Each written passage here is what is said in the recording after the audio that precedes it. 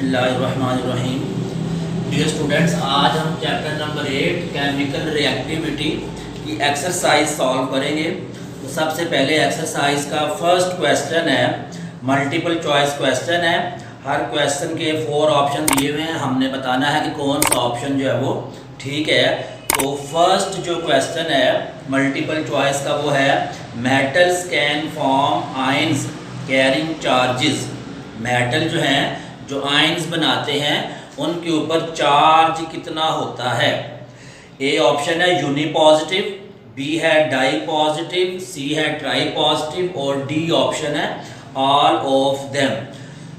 तो ए ऑप्शन है यूनिपॉजिटिव। तो जितने भी मेटल्स हैं उनके ऊपर जो ग्रुप 1 के मेटल्स हैं, जैसे सोडियम है, तो उनके एक पॉजिटिव चार्ज होता है यूनि मीन 1, जबकि डाई मीन होता है 2। जो ग्रुप 2 के मेटल्स हैं उनके ऊपर 2 चार्ज होता है, डाई पॉजिटिव। जबकि जो ग्रुप नंबर 3 के मेटल्स हैं, सपोज जैसे एल्यूमिनियम है, तो एल्यूमिनियम पे +3 चार्ज होता है। तो मेटल्स पे मेटल यूनिपॉजिटिव भी हैं, मेटल डाई पॉजिटिव भी हैं और मेटल ट्राई पॉजिटिव भी हैं। तो जो डी ऑप्शन है इसका ऑल ऑफ देम, तो ये इसका करेक्ट ऑप्शन है। तो जो फर्स्ट एमसीक्यू है इसका जो राइट आंसर है वो डी है। सेकंड में कह रहा है, विच one of the following metal Burns with a brick red flame. ये कुछ मेटल्स दिए हुए हैं, इनमें से बताना है कि किसका फ्लेम जो है वो ब्रिक रेड कलर का होता है। ऑप्शन है हमारे पास सोडियम, मैग्नीशियम, आयरन और कैल्शियम। तो इसका जो राइट आंसर है वो डी ऑप्शन है, कैल्शियम। इसको हमने बुक के पेज नंबर 142 पे जो टेबल है comparison of reactivities of alkali and alkaline earth metal, इसके जो लास्ट पे प्रॉपर्टी है फ्लेम इन एयर, उस पे बताया गया कि कैल्शियम का जो कलर है फ्लेम में वो ब्रिक रेड कलर का होता है। थर्ड एमसीक्यू है, sodium is extremely reactive metal. Sodium बहुत ज़्यादा रिएक्टिव मेटल है, but it does not react with, लेकिन ये रिएक्शन नहीं करता। किन के साथ रिएक्शन नहीं करता? ए ऑप्शन है कैल्शियम, ए ऑप्शन है hydrogen, B nitrogen, C sulphur और डी फास्फोरस। तो सोडियम जो है वो नाइट्रोजन के साथ रिएक्ट नहीं करता। तो थर्ड का जो बी ऑप्शन है वो राइट आंसर है। नेक्स्ट एमसीक्यू नंबर 4 में कह रहा है, विच one of the following is the lightest metal. कौन सा मेटल जो है वो सबसे हल्का है? कैल्शियम, मैग्नीशियम, लिथियम और सोडियम। तो सी ऑप्शन जो है इसका वो राइट है, लिथियम जो है वो सबसे लाइटेस्ट मेटल है। नंबर 5 एमसीक्यू में कह रहा है, pure alkali metals can be cut simply by knife. जो प्योर अल्कली मेटल्स हैं उनको नाइफ के जरिए काटा जा सकता है, बट आयरन कैन नॉट, लेकिन आयरन को नहीं काटा जा सकता, because of alkali metals have, क्योंकि अल्कली मेटल्स में ये प्रॉपर्टीज 4 बताई गई हैं। इनमें से जो करेक्ट आंसर है वो हमने बताना है। ए ऑप्शन है स्ट्रॉन्ग मेटेलिक बॉन्डिंग, बी है वीक मेटेलिक बॉन्डिंग, सी है नॉन मेटेलिक बॉन्डिंग और डी ऑप्शन है मॉडरेट मेटेलिक बॉन्डिंग। तो जो अल्कली मेटल्स हैं उनमें वीक मेटेलिक बॉन्डिंग होती है। तो बी ऑप्शन जो है वो इसका राइट आंसर है। तो क्वेश्चन नंबर जो 5 है इसका बी ऑप्शन जो है वो ठीक है। नेक्स्ट क्वेश्चन नंबर 6 में कह रहा है, विच one of the following is less malleable. कौन सा जो है वो लेस मेलेबल है? मेलेबल आपको मालूम है कि मेलेबल कहते हैं कि ऐसी चीज़ जिससे शीट्स आसानी के साथ बन जाएं। तो सोडियम, आयरन, गोल्ड और सिल्वर। तो सोडियम जो है वो लेस मेलेबल है, सोडियम की जो मेलेबिलिटी है वो बहुत कम होती है। तो जो 6 क्वेश्चन है उसका ए ऑप्शन जो है वो राइट है। नेक्स्ट 7th एमसीक्यू में कह रहे हैं, metal lose their electrons easily. Metals अपने इलेक्ट्रॉन को आसानी से निकाल सकते हैं, बिकॉज किस वजह से? फर्स्ट ऑप्शन है they are electronegative, metals electronegative होते हैं। बी ऑप्शन है they have electron affinity, metals में इलेक्ट्रॉन एफिनिटी होती है। सी ऑप्शन है they are electropositive, metals electropositive होते हैं। और डी ऑप्शन है good conductors of heat, metals जो हैं वो हीट के गुड कंडक्टर्स होते हैं। तो हमने बताना है कि मेटल इलेक्ट्रॉन आसानी से क्यों निकालते हैं, उसकी वजह क्या है कि मेटल्स इलेक्ट्रोपॉजिटिव होते हैं। All metals are electropositive, metals के अंदर इलेक्ट्रोपॉजिटिव कैरेक्टर होता है। तो सी ऑप्शन जो है वो राइट आंसर है क्लास 7 का, जो सी ऑप्शन है वो राइट है। नेक्स्ट 8th एमसीक्यू में कह रहे हैं विच one of the following is brittle, इनमें से कौन सा ब्रिटल है। ए ऑप्शन है सोडियम, बी एल्यूमिनियम, सी सेलेनियम और डी मैग्नीशियम। तो सी ऑप्शन सेलेनियम जो है ये ब्रिटल मेटल है। तो 8th क्वेश्चन का जो सी ऑप्शन है वो राइट आंसर है। नेक्स्ट 9th एमसीक्यू में कह रहे हैं विच one of the following non metal is lustrous, कौन सा नॉन मेटल है जो चमक वाला होता है। सल्फर, फास्फोरस, आयोडीन और कार्बन। तो जो सी ऑप्शन है इसका कार्बन, सी ऑप्शन है आयोडीन। आयोडीन जो है वो लस्ट्रस नॉन मेटल है। वैसे मेटल लस्टर होते हैं, लेकिन जो आयोडीन है ये ऐसा नॉन मेटल है जो कि लस्टर रखता है। 10th एमसीक्यू है non metals are generally soft, non metals आमतौर पर सॉफ्ट होते हैं। But which one of the following is extremely hard, बताना है कि इनमें से कौन सा नॉन मेटल जो है वो बहुत हार्ड होता है। तो ग्रेफाइट, फास्फोरस, आयोडीन और डायमंड। तो डायमंड जो है ऐसा नॉन मेटल है जो कि बहुत हार्ड होता है। तो जो 10th है इसका जो डी ऑप्शन है वो राइट आंसर है। नेक्स्ट 11th एमसीक्यू में कह रहे हैं विच one of the following will not react with dilute HCl, कौन सा इनमें से डाइल्यूट HCl के साथ रिएक्शन नहीं करेगा। सोडियम, फास्फोरस, कैल्शियम या कार्बन। तो इसका डी ऑप्शन जो है वो राइट आंसर है। कार्बन जो है वो डाइल्यूट HCl के साथ रिएक्शन नहीं कर सकता। नेक्स्ट हमारे पास शॉर्ट क्वेश्चन आंसर है।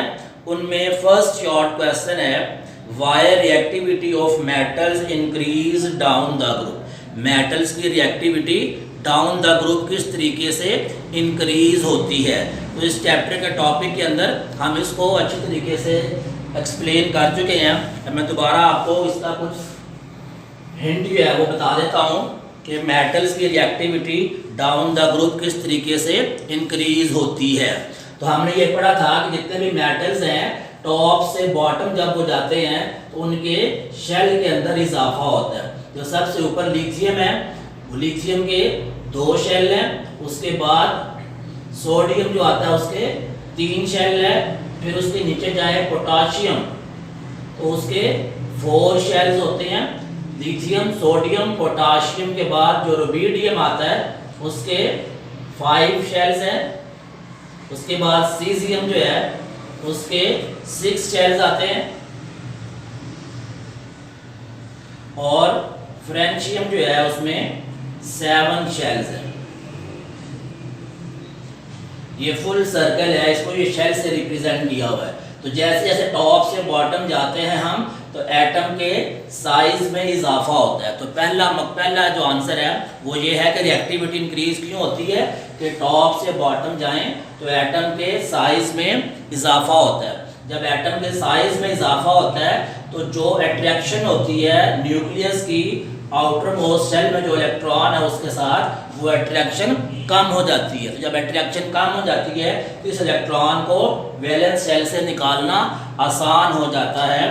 तो ये हमारा क्वेश्चन था why reactivity of matter increase down the group. तो उसका आंसर क्या है because size of atom increase down the group, so reactivity of matter increase from top to bottom in a group. जैसे ग्रुप में top से bottom जाते हैं क्योंकि एटम का साइज ज़्यादा होता है और वैलेंस शेल और न्यूक्लियस की अट्रैक्शन जो है वो कम हो जाती है, इसलिए मेटल्स की रिएक्टिविटी टॉप से बॉटम ज़्यादा हो जाती है। क्वेश्चन नंबर 2 है state the physical properties of metals. Metals की फिजिकल प्रॉपर्टी का टॉपिक जो है ये हमने पेज नंबर 139 पे डिस्कस किया था। ये फिजिकल प्रॉपर्टीज ऑफ मेटल्स जो हैं वो आपने इसमें राइट करनी है। क्वेश्चन नंबर 3 है why nitrogen form compound with alkaline earth metals directly.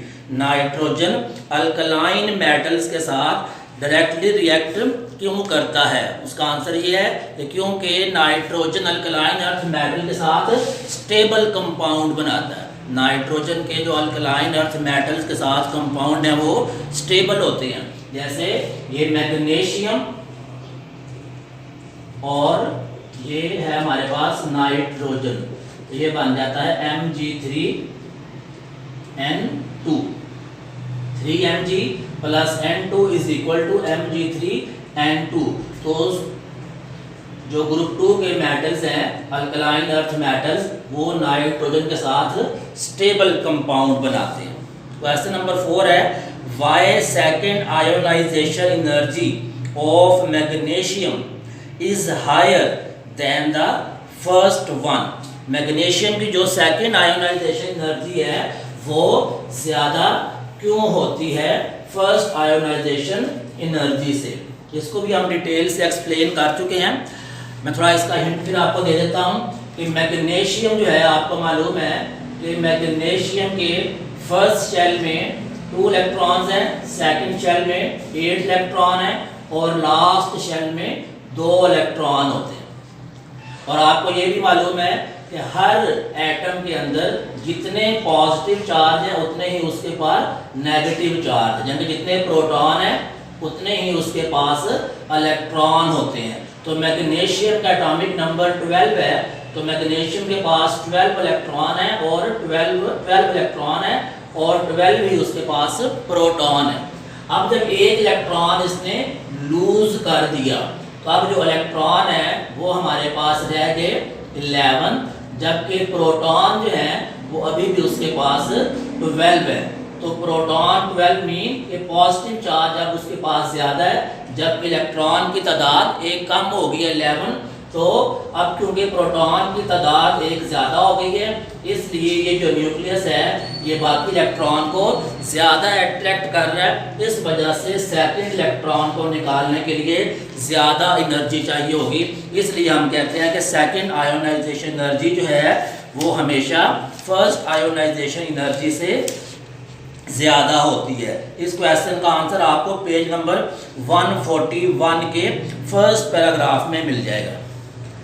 Next question number 5 है how oxygen react with group 2A metals. Oxygen जो है वो ग्रुप 2A मेटल के साथ किस तरीके से रिएक्ट करती है? तो जो ग्रुप 2A जो अल्कलाइन अर्थ मेटल्स हैं वो लेस रिएक्टिव होते हैं ऑक्सीजन के साथ। जो ग्रुप 1 के मेटल्स हैं वो स्ट्रांगली रिएक्ट करते हैं, जबकि ग्रुप 2 के जो अल्कलाइन अर्थ मेटल्स हैं वो लीस्ट रिएक्टिव हैं ऑक्सीजन के साथ। इनका रिएक्शन इस तरीके से होता है मैग्नीशियम प्लस ऑक्सीजन, तो ये हमारे पास बन जाता है मैग्नीशियम ऑक्साइड। तो ये इस क्वेश्चन का आंसर बुक के पेज नंबर 143 का जो 4 पॉइंट है इसमें ये आपने क्वेश्चन का आंसर जो आपको मिल जाएगा। क्वेश्चन नंबर 6 है what is relationship between electropositivity and ionization energy. Electropositivity और आयोनाइजेशन एनर्जी में क्या रिलेशनशिप है? इलेक्ट्रोपॉजिटिविटी का मतलब आपको पता है, इलेक्ट्रोपॉजिटिव का मतलब मेटेलिक कैरेक्टर भी हम उसको कहते हैं, और उसका मतलब ये होता है कि कोई मेटल जो इलेक्ट्रॉन लूज करते हैं, मेटल्स के वैलेंस शेल से इलेक्ट्रॉन के लूज करने को हम इलेक्ट्रोपॉजिटिव कैरेक्टर या मेटेलिक कैरेक्टर कहते हैं। तो बताना ये है कि इलेक्ट्रोपॉजिटिविटी और आयोनाइजेशन एनर्जी की आपस में क्या रिलेशनशिप है। तो जैसे मैंने आपको अभी बताया था कि जैसे जैसे हम टॉप से बॉटम जाते हैं तो एटम के साइज में इजाफा हो जाता है। तो जब उसके साइज में इजाफा होता है तो अट्रैक्शन उसकी कम हो जाती है। जब अट्रैक्शन कम होती है तो वैलेंस शेल को निकालने के लिए कम एनर्जी चाहिए होती है। तो हम ये कह सकते हैं कि जितना इलेक्ट्रोपॉजिटिव कैरेक्टर ज़्यादा होगा, यानी जितनी आसानी से कोई मेटल इलेक्ट्रॉन को लूज कर सकता है उतनी उसकी आयोनाइजेशन एनर्जी कम होती है। अगर एटम का साइज छोटा है तो इलेक्ट्रॉन की न्यूक्लियस के साथ अट्रैक्शन ज़्यादा है, तो इस इलेक्ट्रॉन को निकालने के लिए ज़्यादा एनर्जी चाहिए होगी। तो मेटेलिक करैक्टर या इलेक्ट्रोपॉजिटिव करैक्टर अगर कम होगा, क्योंकि इलेक्ट्रॉन को निकालना यहाँ से मुश्किल है, जहाँ पे इलेक्ट्रॉन को निकालना मुश्किल हो हम कहते हैं कि उसका इलेक्ट्रोपॉजिटिव करैक्टर कम है, और जहाँ इलेक्ट्रॉन का निकालना आसान हो इट मीन्स इलेक्ट्रोपॉजिटिव करैक्टर ज़्यादा है। तो यहाँ पे इलेक्ट्रोपॉजिटिव करैक्टर कम है तो आयोनाइजेशन एनर्जी यहाँ पर ज़्यादा चाहिए। आयोनाइजेशन एनर्जी जो है वो यहाँ पर इंक्रीज होगी, यहाँ पर ज़्यादा आयोनाइजेशन एनर्जी चाहिए, और यहाँ पे इलेक्ट्रोपॉजिटिव करैक्टर जो है वो ज़्यादा हो गया है, तो यहाँ पे जो आयोनाइजेशन एनर्जी है वो डिक्रीज होगी, आयोनाइजेशन एनर्जी कम चाहिए। तो ये है थी रिलेशनशिप आयोनाइजेशन एनर्जी और इलेक्ट्रोपॉजिटिविटी की। इसका आंसर जो है वो आपको पेज नंबर 140 के लास्ट पैराग्राफ में आपको इसका आंसर मिल जाएगा। क्वेश्चन नंबर 7 है why electropositivity decrease from left to right in a period. Electropositivity left से राइट डिक्रीज क्यों होती है? अभी हमने समझा कि टॉप से बॉटम हमने कहा कि एटम के साइज में इजाफा होता है जिसकी वजह से अट्रैक्शन कम हो जाती है और इलेक्ट्रोपॉजिटिविटी इंक्रीज कर जाती है। अब जब लेफ्ट से राइट जाते हैं तो हमने एटॉमिक साइज के टॉपिक में ये कहा था कि लेफ्ट से राइट जो एटम का साइज है उसमें आहिस्ता आहिस्ता कमी आ जाती है। जैसे जैसे हम लेफ्ट से राइट जाते हैं तो एटम का साइज कम हो जाता है। एक और बात हमने ये कही थी कि लेफ्ट से राइट जाएं तो एटम का जो शेल है, अगर 2 शेल हैं तो जो नेक्स्ट शेल है, नेक्स्ट जो एटम है इसके भी 2 शेल हैं, जो उसके बाद नेक्स्ट एटम है उसके भी 2 शेल हैं, जो उसके बाद जो एटम आएगा उसके भी 2 शेल हैं। पीरियड के अंदर जब लेफ्ट से राइट जाएं तो शेल में इजाफा नहीं होता, नंबर ऑफ शेल सेम रहते हैं, लेकिन जो नंबर ऑफ प्रोटॉन्स हैं, जो एटॉमिक नंबर है वो 1 by 1 रेगुलरली इंक्रीज कर रहा होता है। तो जब एटॉमिक नंबर इंक्रीज होता है तो प्रोटॉन और इलेक्ट्रॉन के दरमियान अट्रैक्शन ज़्यादा हो जाती है। शेल की तादाद सेम है लेकिन अट्रैक्शन में इजाफा हो रहा है। इसकी अट्रैक्शन और इसकी अट्रैक्शन में फ़र्क है, इसकी अट्रैक्शन ज़्यादा है। अगर हम कहें कि ये सोडियम है तो इसका एटॉमिक नंबर, अगर हम कहें कि ये है हमारे पास लिथियम तो इसका एटॉमिक नंबर जो है वो 3 है। इसको हम कहें बेरिलियम तो इसका एटॉमिक नंबर 4 है, फिर बोरॉन इसका एटॉमिक नंबर 5, फिर कार्बन इसका एटॉमिक नंबर 6। तो इसके पास 3 इलेक्ट्रॉन 3 प्रोटॉन, इसके पास 4 इलेक्ट्रॉन 4 प्रोटॉन, इसके पास 5 इलेक्ट्रॉन 5 प्रोटॉन, इसके पास 6 इलेक्ट्रॉन 6 प्रोटॉन। तो जैसे जैसे लेफ्ट से राइट जा रहे हैं नंबर ऑफ प्रोटॉन और इलेक्ट्रॉन की तादाद में इजाफा हो रहा है तो उसकी अट्रैक्शन में भी इजाफा हो रहा है। जब अट्रैक्शन ज़्यादा होगी तो वो उसको अपनी तरफ ज़्यादा अट्रैक्ट करेगा तो एटम का जो साइज़ है उसमें कमी आ जाएगी। तो इस तरीके से एटम का जो साइज़ है वो कम हो जाएगा। तो हमारा क्वेश्चन था why electropositivity decrease from left to right in a period. Left से राइट इलेक्ट्रोपॉजिटिविटी डिक्रीज क्यों होती है? क्योंकि लेफ्ट से राइट जो एटम का साइज है उसके साइज में कमी हो रही है, जबकि जो अट्रैक्शन है उसकी अट्रैक्शन में इजाफा हो रहा है। नेक्स्ट क्वेश्चन नंबर 8 है how electropositivity depend upon size and nuclear charge of an atom. आप कैसे कह सकते हैं कि इलेक्ट्रोपॉजिटिविटी डिपेंड कर रही है साइज और न्यूक्लियर चार्ज? तो अभी हमने लास्ट 2-3 क्वेश्चंस के अंदर इसी बात को एक्सप्लेन किया। इलेक्ट्रोपॉजिटिविटी के डिपेंड कर रही है एटम के साइज के ऊपर और न्यूक्लियर चार्ज के ऊपर। तो उन्हीं क्वेश्चन में आपको इसका आंसर भी मिल जाएगा कि जैसे जैसे साइज में इजाफा होता है इलेक्ट्रोपॉजिटिविटी ज़्यादा होती है और जो चार्ज है न्यूक्लियर चार्ज या अट्रैक्शन वो कम हो जाती है। नेक्स्ट क्वेश्चन नंबर 9 है why ionization energy of alkaline earth metals are higher than alkali metals. Ionization energy alkaline earth metals की ज़्यादा क्यों होती है अल्कली मेटल से? अल्कली मेटल जो है वो पीरियोडिक टेबल ग्रुप नंबर 1 में है। अल्कलाइन अर्थ मेटल जो है, अल्कली मेटल जो है पीरियोडिक टेबल के ग्रुप नंबर 1 में है, जबकि जो अल्कलाइन अर्थ मेटल है वो पीरियोडिक टेबल के ग्रुप नंबर 2 में है। तो ये ग्रुप नंबर 1 के एलिमेंट्स हैं, मैंने शो किया हुआ लिथियम। ये ग्रुप नंबर 2 के एलिमेंट है, यहाँ पर मैंने शो किया हुआ है बेरिलियम।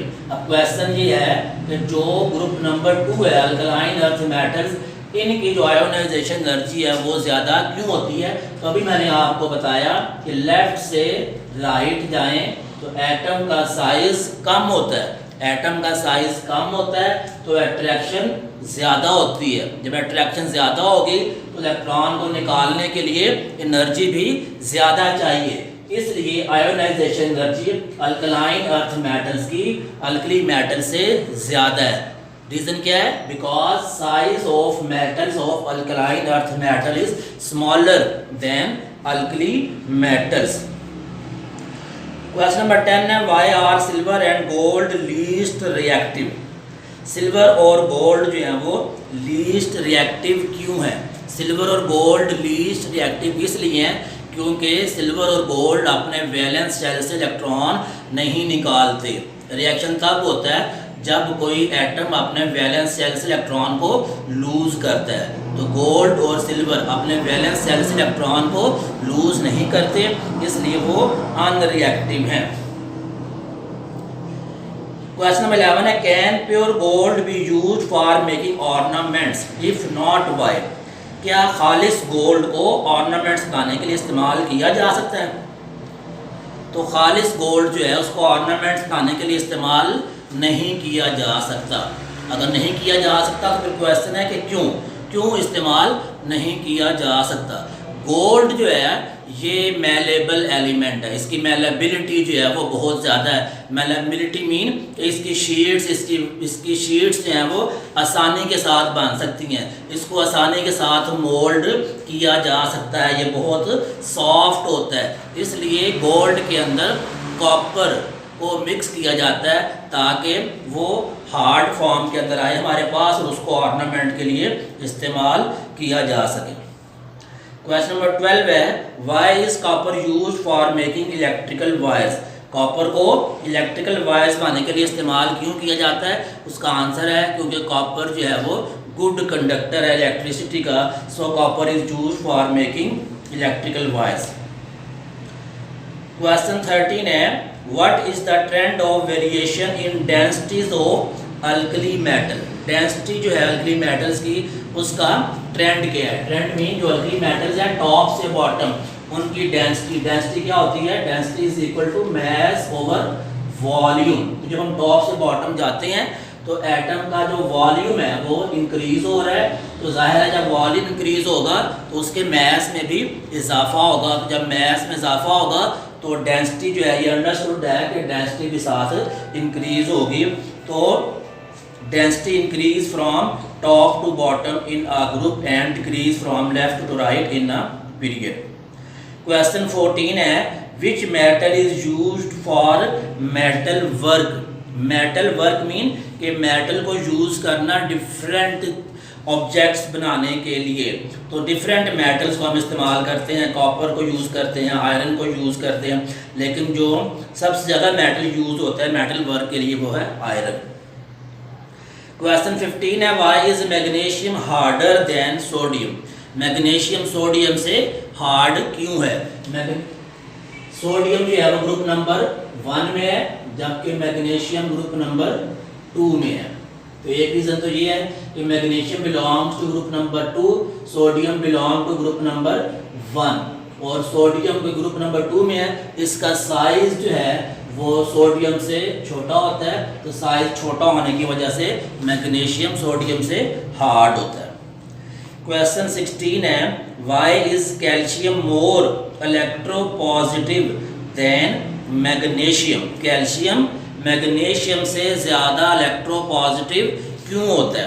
तो कैल्शियम और मैग्नीशियम जो है ये एक ही ग्रुप में है, ग्रुप नंबर 2 में ऊपर होता है मैग्नीशियम और नीचे आता है कैल्शियम। मैग्नीशियम का एटॉमिक नंबर जो है वो 12 होता है और कैल्शियम का एटॉमिक नंबर है 20। मैग्नीशियम इनका ग्रुप जो है वो 2 है। और अगर हम पीरियड की बात करें तो मैग्नीशियम जो है उसके 3 शेल होते हैं, वो 3rd पीरियड में है, जबकि कैल्शियम जो है ये 4th पीरियड में है, इसके 4 शेल्स होते हैं। तो कैल्शियम क्योंकि नीचे है, इसका जो आउटर शेल से इलेक्ट्रॉन है उसकी अट्रैक्शन कम होती है, इसलिए कैल्शियम के इलेक्ट्रॉन को निकालना आसान है। तो कैल्शियम की इलेक्ट्रोपॉजिटिविटी ज़्यादा होती है मैग्नीशियम से। तो यही हमारा क्वेश्चन था, why is calcium more electropositive than magnesium. इसका आंसर यही है, because size of calcium is greater than magnesium. Question 17 है, why is ionization energy of sodium less than magnesium. Sodium की आयोनाइजेशन एनर्जी मैग्नीशियम से कम क्यों है? अब सोडियम और मैग्नीशियम को देखें तो ये पीरियड नंबर 3 में है, पहले आता है सोडियम और उसके बाद आता है मैग्नीशियम। तो जो मैग्नीशियम है इसका साइज सोडियम से कम है। तो अभी हमने कहा था जब साइज कम होता है तो अट्रैक्शन ज़्यादा हो जाती है, अट्रैक्शन ज़्यादा हो जाती है तो ज़्यादा एनर्जी रिक्वायर्ड होती है इलेक्ट्रॉन को निकालने के लिए। हमारा क्वेश्चन था why ionization energy sodium is less. तो सोडियम का साइज मैग्नीशियम से बड़ा है, इसलिए सोडियम की आयोनाइजेशन एनर्जी कम होती है। जितना साइज छोटा होगा उतनी आयोनाइजेशन एनर्जी ज़्यादा होगी, जिसका साइज बड़ा होगा उसकी आयोनाइजेशन एनर्जी कम होगी। तो इस वजह से क्योंकि सोडियम का साइज बड़ा है मैग्नीशियम से, इसलिए सोडियम की आयोनाइजेशन एनर्जी लेस होती है मैग्नीशियम से। क्वेश्चन 18 है, why is ionization energy of sodium more than potassium. Sodium की आयोनाइजेशन एनर्जी पोटाशियम से ज़्यादा क्यों है? अब सोडियम और पोटाशियम को अगर हम देखें तो सोडियम जो है वो ग्रुप नंबर 1 में सोडियम ऊपर है और उसके नीचे आ जाता है पोटाशियम। तो जो मेटल नीचे है इसमें